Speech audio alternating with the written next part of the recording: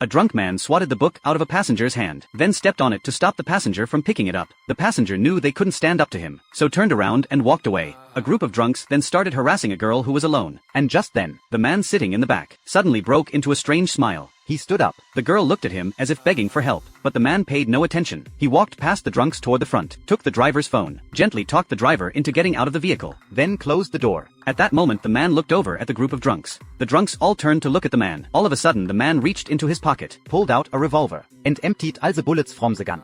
I'm gonna fuck you up.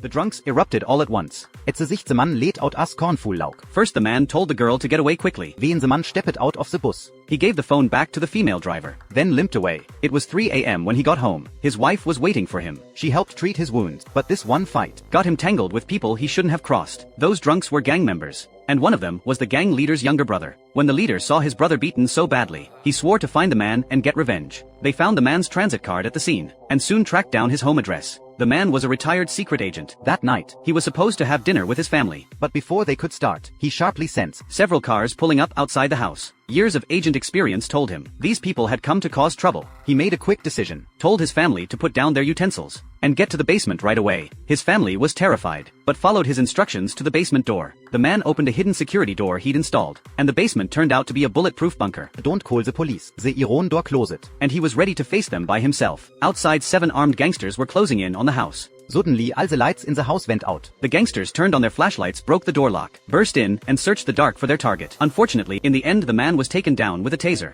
When he woke up again, he found himself in the trunk of a car, with handcuffs on his wrists. Judging by the voice, there were 3 more gangsters outside. The man acted fast, broke free from the handcuffs. He grabbed a fire extinguisher nearby, kicked out with his foot, knocking down the gangster in the backseat. Then he stuck his head into the trunk from outside. The car spun out of control, then rolled over several times before crashing to the ground. He climbed out of the trunk and took down the remaining gangsters. The man ran home. On the way he called his father, told him to be careful, that enemies might come for him. His father said nothing. When he got home, the man brought his family out of the basement. His wife and kids stared at the messy house. And the doing gangsters, unable to believe that this was done by the man they'd always seen as meek and ineffectual. He got his family into the car, told them to leave this place, then went back into the house, took out the gold bars he'd hidden away for a long time, Valket outside, cleanly activated the self-destruct system, turning the entire house along with the bodies of 4 intruders into ashes in just a few seconds.